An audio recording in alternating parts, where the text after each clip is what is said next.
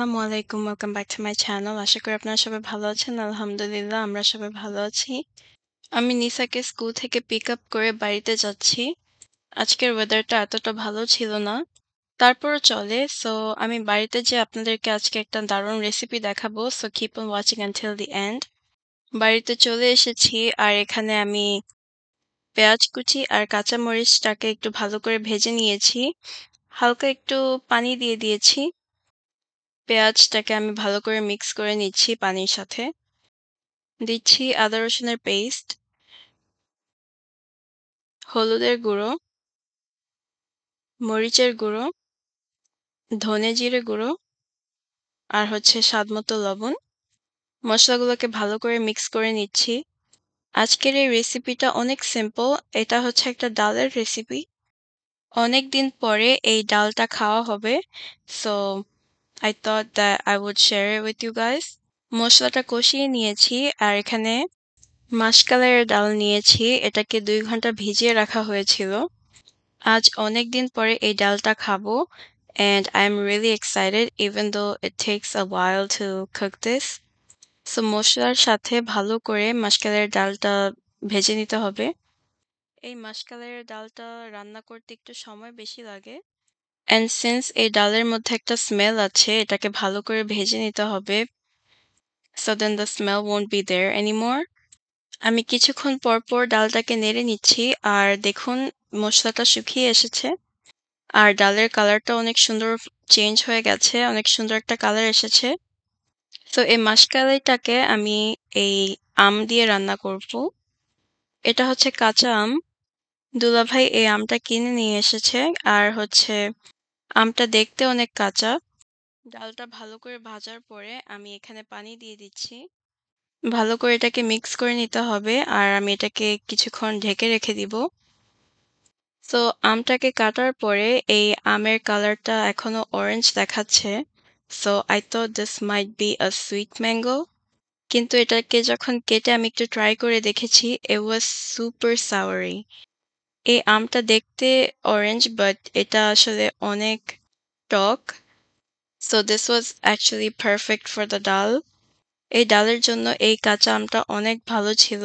It tasted really good. এটা দেশি আম ছিল আর এটা খেতেও অনেক মজা ছিল even though it was a little soury. এই ডালটা একটু টক টক করে খেলে একটু মজা লাগে বেশি। তো এটাকে আমি কিছুক্ষণ ঢেকে রেখে দিব। এখন ঢাকনা তুলে আমি ধনেপাতা দিয়ে দিয়েছি এটার উপরে। Our cooking is almost finished. এটাকে আমি আর কিছুক্ষণ রান্না করব। এই ডালটা হয়তো আপনারা কখনো খেয়েছেন অথবা খাননি, কিন্তু যদি না খেয়ে থাকেন অবশ্যই ট্রাই করে দেখবেন। তো ডালটাকে বাগার দিচ্ছি। এখানে আমি শুকনো মরিচ আর রসুন দিয়ে দিয়েছি তেলের মধ্যে।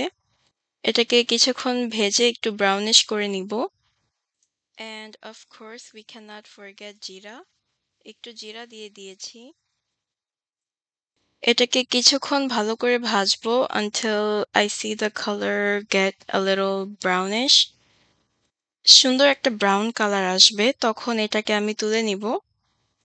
এখন আমি ডালের মধ্যে এই বাগারটা দিয়ে দিচ্ছি। ডালটাকে গার্লিক দিয়ে বাগার দিলে এটার স্মেলটা অনেক সুন্দর আসে আর খেতেও অনেক দারুণ। এটাকে হালকা করে একটু নেড়ে আমি ঢেকে দিব so then এটার স্মেলটা থেকে যাবে। And just like that আমাদের মাশকালাইয়ের ডাল ভুনা রেডি।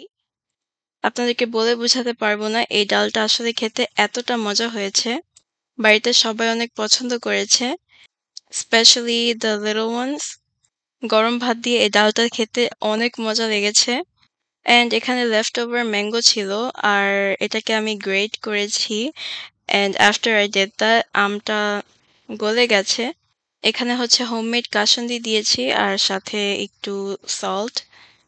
এটাকে অ্যাড করে খেয়েছি। আমটা কিন্তু খেতে দারুণ হয়েছে। কাসুন্দি দিয়ে টক আম খাওয়াটা এটা just perfect. I really loved this mango and I'm sorry for the mango. It looks really gooey. কিন্তু এটাকে যখন গ্রেট করেছি এটা এরকম হয়ে গেছে। অল্প একটু মরিচের গুঁড়ো দিয়েছি to make it a little spicy. And let me tell you guys, this brought another flavor into the food and it was really good and spicy. আমটা আসলেই অনেক মজা ছিল। সো ডাল এভাবেও খালি খাওয়া যায় কিন্তু আমরা খালি কেন খাবো? এখানে ডিম ভাজবো আজকে। এখানে পেঁয়াজ আর কাঁচামরিচ নেওয়া হয়েছে। সাথে এখানে ৪ টা ডিম এড করেছি। সো একটা প্যানে অলরেডি তেল বসিয়েছি আর হালকা গরমও হয়ে গেছে তেলটা। আমি ডিমটাকে দিয়ে দিয়েছি। এখন এটাকে ভালো করে ভেজে নিব। এই দেশি খাবারটা অনেকদিন পরে খাচ্ছি। ডাল আর হচ্ছে ভাজা ডিম। সবাই আজকে একসাথে ভাত খাবো। সো আজকে এই রেসিপিটা করা হয়েছে। অনেক basic and super simple to make. এখানে হচ্ছে দেশি লেবু। এই লেবুগুলোর স্মেল এত সুন্দর।